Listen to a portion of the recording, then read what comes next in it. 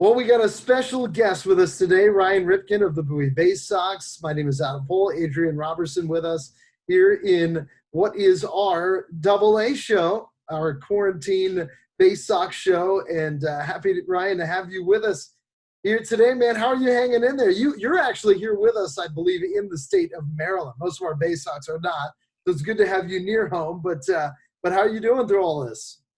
I'm doing great. Thanks for having me. It's definitely a odd time for all of us. Unique circumstance. I don't think really any of us have gone through something like this in our lifetime. But I'm in Maryland as well, and just trying to ride this out like everyone else. Now, we've had some rain weather lately. How have you been exercising and getting outside and the things you need to be doing at this time?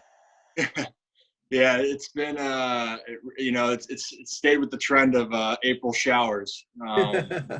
It's May now, so we'll bring May flowers. But I do most of my workouts outside. It makes me it boosts my morale even more. So even on days when it rains, I try my best to still go outside, be in the backyard, and even for running or sprinting, I'll just go up and down the driveway. So trying the best ways I can, even on the gloomy days, to get outside. Great. Last year was such a great year for you, Ryan. I mean, when you look at it professionally, I mean, you've had a long professional career now, but I know we had talked about in times prior about how injuries had riddled the early part of your career in the national system. Last year had to mean so much for you to play as well as you did in Frederick and then be a big part of the Baysox and go all the way to the championship series. Yeah, it was, personally, it was, like you said, it was, my best season to date. And, it was just so exciting to be a part of, with a group of guys from Frederick to Bowie and to come to Bowie and be in the playoff race, which was really cool that, something I really hadn't had a chance to experience. And when you're playing too, you're not thinking about, I need to go out and play well. You're thinking, man, let's get this win and let's keep pushing for a championship. And and to be honest, it's that type of mindset. When you get into minor league baseball compared to when you're in college or in high school, it's different because once you get to pro ball, minor leagues is a lot about developing and you want to win, but there's just different. There's different goals that you're trying to achieve. So to be able to be in the position to be with Bowie and to make a run, and unfortunately, we fell short, but that was an experience. That was one of my favorite experiences of my professional career. Still, how good was it to beat Harrisburg? I know that the funny thing was that here you are, you make it to the playoffs, and a lot of people wouldn't realize this, but a lot of the guys that you started with in minor league baseball when you're drafted by the Nationals were the players you were playing against in that first round series. Yeah, it was it was pretty wild. That was a team that we'd end up facing, and I got a lot of good friends over there, and so there's a lot of good banter, and it felt good to get to win the series. But I got nothing but love and respect for the guys over there. But I will say I liked hitting a home run off of them. It was a good feeling. Now, being a local, did a lot of your friends and family come into the games? Was that kind of exciting back to Maryland, or? Yeah, I really cherish being able to be around. Being Frederick and Bowie. Frederick's a little bit further from Baltimore, but not too much. And because of that, I had friends and family be able to come, weekly, and that's something that I don't take for granted. And it definitely helped me feel more relaxed because you get to see people that you grew up with, and the cool thing was even people that supported me, or who I hadn't seen in a while, people I even played basketball with growing up that I hadn't seen in a while, surprised me and came to a game. And when we're in the minor leagues and we're traveling and you're usually away, it's such a rare circumstance to be in a place and play for teams that are near your hometowns, for a year. So I really enjoyed it. And I was just really glad that they could be there with me on this journey. And how many people actually get to live actually at home when they play in professional baseball? It's one of the biggest headaches for players is that, let's say you're from Maryland and you're playing, out in California and you've got an apartment for a month and then you get called up and then it's so fortunate to be close to home, isn't it? Oh yeah, it's I would be curious. I'm sure it's out there for other players in minor league ball, but it's still very rare. Yeah. I don't see one specifically besides myself that actually Sean Miller this Mhm. year with us, the organization, that was another exception. Him living down near Bowie, that was an exception for him, but yeah, I mean most cases and you have some great host families and people you live with, but to have to be on the road, be in hotels, be in someone else's house, it takes a toll.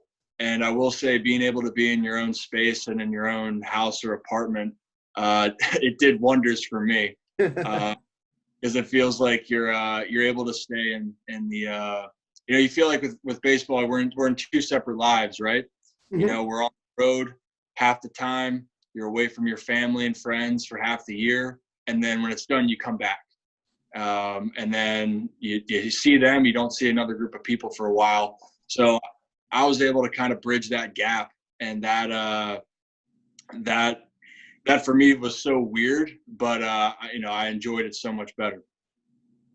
For future athletes growing up, what is something you can tell them about perseverance and how longevity, how you've stuck with baseball and your dream, just sticking to the, what can you tell young kids, please? Yeah. Yeah. There's a lot of ups and downs, and there's things that happen that you don't expect them to go that way. I've had I started with the Nationals in 14 for my minor league career, and things really didn't go the way that I was hoping. And I also had a different situation growing up with an unusual name, or a name that people recognize quite a bit, and that added more expectations. And to be honest, I didn't handle that as well as I wanted to. So combining that with injuries, the expectations, so mentally I was really down on myself. And I think that's the biggest part for a lot of young athletes is not being discouraged. And even during a time like this, where your mind can race to so many things during this quarantine, I think the biggest part is just being able to stay confident, or understand that confidence is going to come and go, but to keep pushing through. I was at a couple breaking points for me when I was with the Nationals and when I got released in 2017, where I was in my mind thinking this was it, I should hang it up. Maybe this isn't the path. And there was a part of me that said, keep pushing, keep seeing what happens, and keep going day by day. And, I got an opportunity with the Orioles, and now I got to finish in Double-A, and now got my career back on track. And, to be honest, I didn't know what to expect, but I'm glad I saw that through.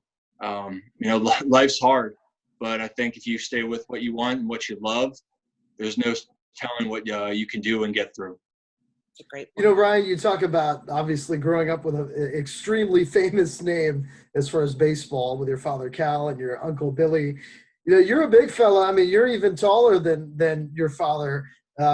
Did you ever think about playing a different sport? I know your family loves the game of basketball, and I'm talking about going back when you were a kid. Did you always want to play baseball, or did you think about maybe giving another sport a try? Well, I do love basketball. My family definitely loves basketball as well. That's definitely one of my passions. I played it just as much as I played baseball. Mm-hmm. So I think if there was going to be anything else, that would be the sport that I wanted to play. But for some reason, I don't know if it's the blood, DNA. I couldn't put the glove down and the bat down when it came time to make decisions. So but I'm grateful that I stuck with baseball. So we do a little game called Rapid Fire. So we're going to put you under the pressure a little bit. Adam is going to get the timer out, and we're just going to run some simple questions. All right, let's do it. We're ready to go. Go for it. All right, Rapid Fire with Ryan. Do you prefer Justin Bieber or Nick Jonas? Justin Bieber. Ice cream flavor. Mint chocolate chip. Favorite color. Blue. Favorite TV show. Friends. Coke or Pepsi? Neither. Favorite celebrity very crush. healthy. What was it? Sorry? Favorite celebrity crush.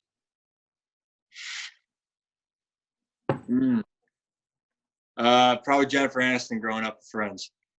Beach or mountains? Beach. Favorite season. Summer. Favorite birthday cake. Growl's marble cake. Wow. Favorite movie. Forrest Gump. Window or aisle seat. Oh, window. Favorite holiday. Christmas. All right, one more question. All right. What's heavily played on your music list at this time? What are you listening to the most? Crazy Andre Pacelli, because I've seen him a couple times on the special. Great. Good job. Awesome. Ryan, Well, to wrap things up, I want to talk about something I noticed from you last year with Bowie that's off the field. It just seems like obviously there's a lot of attention. People want to meet you. They want to know you. And you've been so giving of your time towards charitable causes and to the community. It's got to be hard because people are trying to do that when you got a game to play in an hour or 2 hours. But I know you find a way, to know, okay, I've got to focus in on my baseball time, but also have time to give back and be able to share time with so many in the community. Talk about that and how that means a lot to you. Yeah, I really enjoy getting to know the people in the places that we go, and especially for the communities that I play for. So and what we talk about with baseball and the journey. The cool thing, there's a lot of what I've come to realize. There's a lot of people and fans and that have been with you on your journey. I think that was when I got to Bowie. There were people talking to me about my Nationals days and saying how much they followed me and done things. And, that meant a lot. They stuck with me through those times and to see me get to this part, it was just a cool, it was a cool experience. And that's, besides my own desire to want to play and be the best player I can be, when you go out there and you have people rooting for you and support you, you want to spend more time and get to know those people. It's a really, it's all part of that experience. And I hope to do my best. I hope I don't cut any people off and do stuff, but you're right. I mean, it's our job. I got to go out and get ready to play. So I hope people realize that when the time comes, but I promise that I'll make the time and I always look forward to it. Do you have a favorite ballpark that you've been to in your time? Favorite ballpark? Maybe a minor and a major. Give us both. Minor and a major. Obviously, still always will be true to Camden Yards, but I will say going to Fenway Park as a kid was one of my favorite. I got to, see it from a different aspect too, and be on the field, even one of the Green Monsters. So, that was really cool. Minor league park, I loved going to Reading. Older ballpark, but man, that was a really cool setup and cool environment. It's one of my favorite, and I actually am missing high school, so I'm from Reading. So I'm a Reading fan. I went to a lot of games. Well, that was a good answer. It was a good one. Ryan, thank you so much for doing this today. We really appreciate it, and we hope to see you playing again here in 2020. Thanks for having me, guys. Hope to see you guys soon. Stay safe. See you soon. Take care.